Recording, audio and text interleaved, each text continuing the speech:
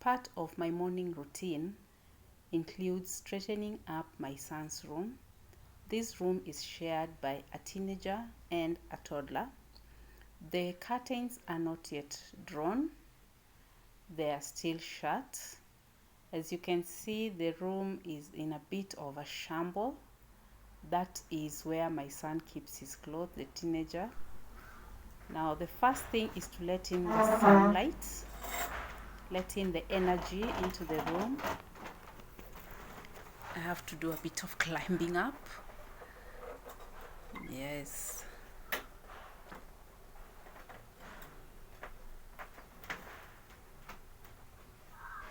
When you open up your curtains, you draw the curtains. That means that the sunlight can come in and you'll have lots of energy bursting into the room.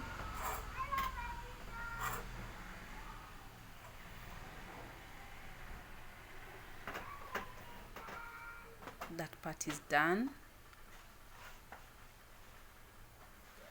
Off to the next window.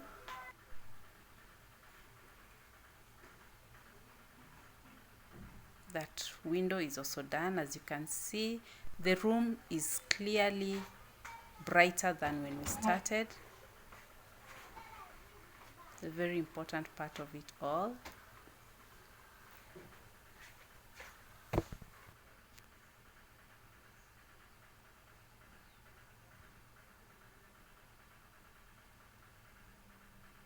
Then I tie back the mosquito nets.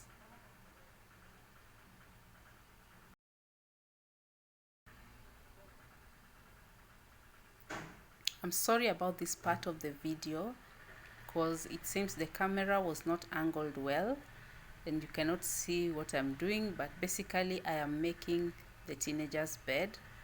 Some people might ask why the teenager won't make his own bed. He's right now a candidate. He leaves very early, and sometimes I tell him not to make the bed to avoid waking up the toddler.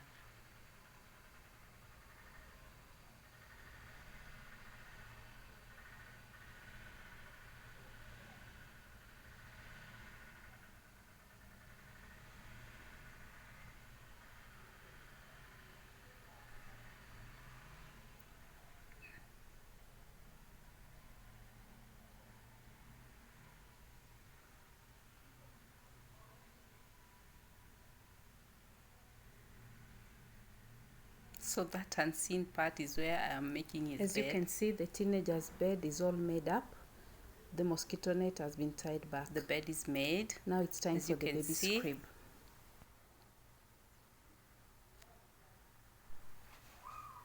Now it's time to make up the crib.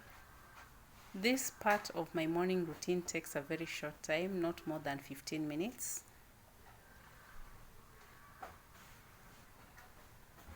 Then remove everything from the crib and put on fresh beddings.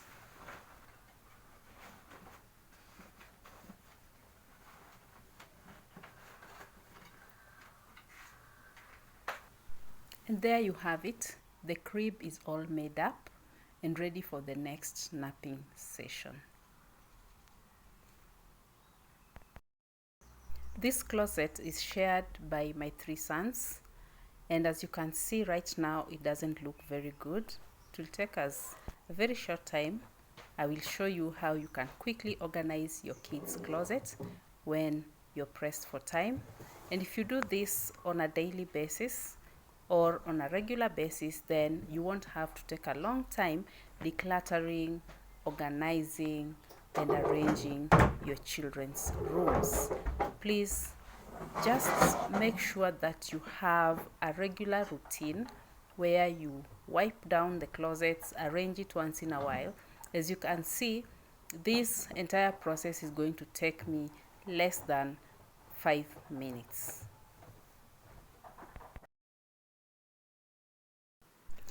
The reason why I prefer using boxes to organize my children's rooms is that, to me, it is easier to put their items in boxes so that they can rummage through as much as they want and the closet still remains quite neat and organized, as opposed to arranging them just in the closet the way I've arranged. You'll see I'll arrange for the teenager in the closet, but for the young ones I prefer putting in boxes.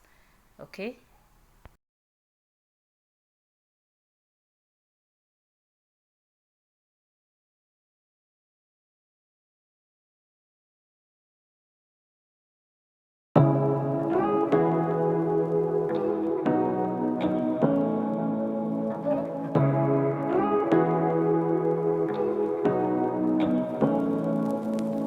Say what you want. I have to fold the clothes according to type: the trousers, shorts, tops, vests, and sweaters and coats. So this is what I'm going to do next.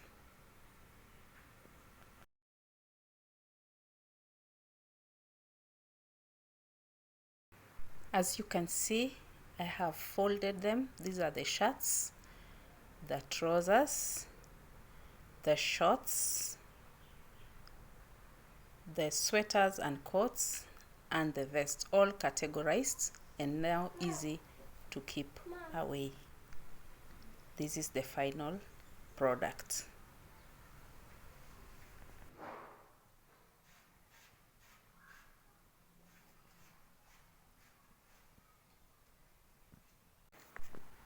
Next, we are tackling the second closet where my other son's clothes are kept. Those two baskets hold, one holds the trousers and shorts, and the other one holds the tops, the t-shirts and the shirts. And then that is my son's study desk, and as you can see, he has put things under the desk. It cannot be comfortable for him to sit there. So next we are going to organize that part.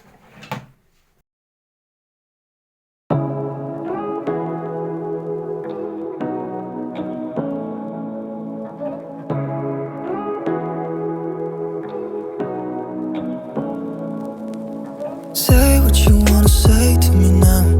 I wanna wake up with you in the morning. Show me there's nothing fake to me now.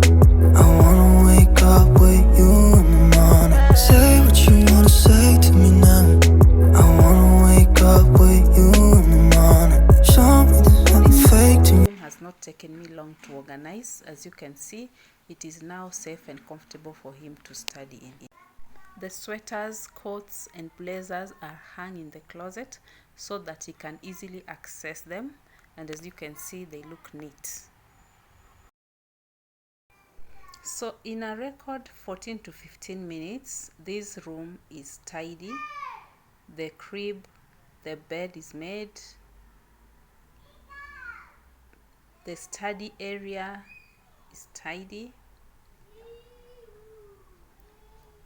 Everything in its place. The closets are well arranged and closed. So this can be done. This is part of my morning. The next part of my morning routine as a poultry farmer is to check on my incubator. I have an incubator and a brooder in my house. So I've switched off the incubator because I want to check on an egg that did not hatch. A few days ago, I removed chicks that had hatched, but there was one that I still had to give a bit of a chance in case the chick will hatch, but now it hasn't done so, so I have to remove it from the incubator. So the top part has been removed. One day I will do a video on how my incubator works. So those are the eggs that are still in the process of incubation, and they have been marked according to the dates that they were put in. That is also something that I'll talk about in another video. So I'll remove the trays so that I can reach the lockdown area where I usually put them to hatch. Remove the eggs. I'm sorry I did not angle the, yes. So here is that single egg. Those are the ones that hatched. You can see some shells are still remaining. But for now, that's the single egg that did not hatch. I had put some dots on it because even during candling stage I had doubts about this egg, and you can see my fears have been confirmed. It did not hatch. So at this point I'm going to add some water into the incubator.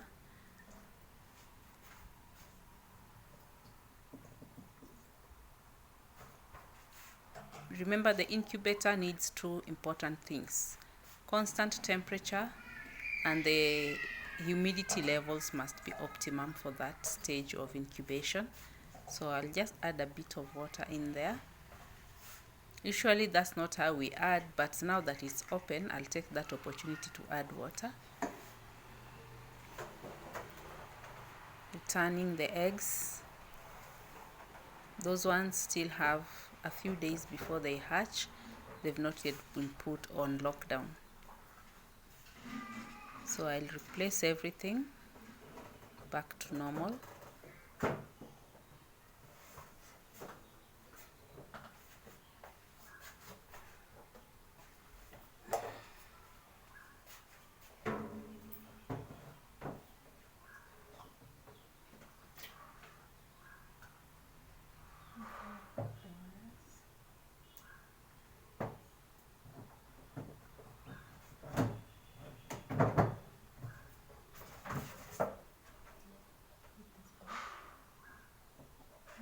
That's the electricity plug.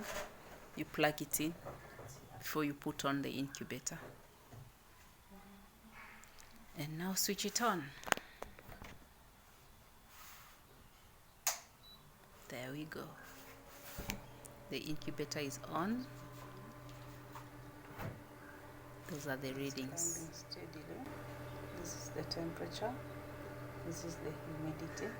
The optimum temperature is down here, the optimum humidity. And as you can see here, it's rising slowly by slowly.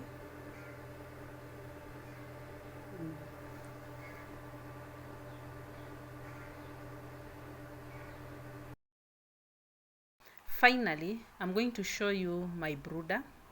This is where I keep the chicks from 1 day to 30 days. Once they have feathered up, they are taken to the main farm where the older chicken are. So these are the chicks that are almost being taken to the main farm. I have put sawdust, or what we call wood shavings, on the floor. Those are the patches that I've put for them. And basically they're just doing the normal chicken things. They're scratching the ground, and the wood shavings are quite thick, so even if they scratch, they will not reach the tiled floor. The room is quite warm because I have brooder lights. They have their waterers, they have the feeders, and I've put some trays down also because sometimes I give them food that have remained from my kitchen. These are what we call the indigenous chicken. In Kenya we refer to them as kienyeji chicken. That is a Swahili word for indigenous. So these ones are purely indigenous, no crossbreeding with the broilers or the layers. I've decided to go this way because I've realized that we are losing this kind of breeds, and they have so many advantages. So I am breeding them organically. I try as much as possible not to involve antibiotics. I give them healthy feeds that I formulate myself. I also try to keep them in as much free range as I can. Once they go to the main farm, they are basically free ranging. They have a house, but then during the day they are allowed to feed in the house and roam free, so that they can have a variety of feeds. They can feed on what we have formulated, and also get some insects and grass out there and plants. And at the end of the day, you get very good quality meat, and even the eggs, they are so organic. Now here I have the chicks that hatched a few days ago. As you can see, they also have their feeders and the waterer, and I have to protect them from cold and also from the other bigger chicks. So this is why they are in that box. Once the other bigger chicks are out of the brooder, I'll release these ones to walk around, because it will be time to bring other chicks from the incubator. So it is a cycle and usually well timed. Now I may not have enough eggs in my incubator, as you have seen, because that incubator is a 128 egg capacity incubator. Usually it is full, but this time round I did not get enough eggs. I don't buy eggs from outside. I get eggs from my own chicken in the farm, because I learned that the hard way. When I tried to stock up faster, I bought chicks from a neighbor, and they turned out to be sick and ended up wiping out my entire flock. So at this time I'm breeding my own. At least I have healthy chicken that I know do not have diseases. Now this one, I noticed that it was limping, and when I looked closely at the legs, the leg, one of the legs has swellings, as I hope you'll be able to see them. So these swellings, I don't know what they are, because I've never experienced them with my flock. So when you notice such things, you have to immediately remove that chick from the population, so that the others do not get infected by whatever disease this is, until you're sure. Yes, so these are my chicks. Life with Carol is a channel that is going to bring you my life as a farmer and as a mother. Every week I'll be able to post a video or two, so subscribe, hit the notification button, like the videos, so that next time you'll be notified when a new video drops. I hope to see you again soon. Bye.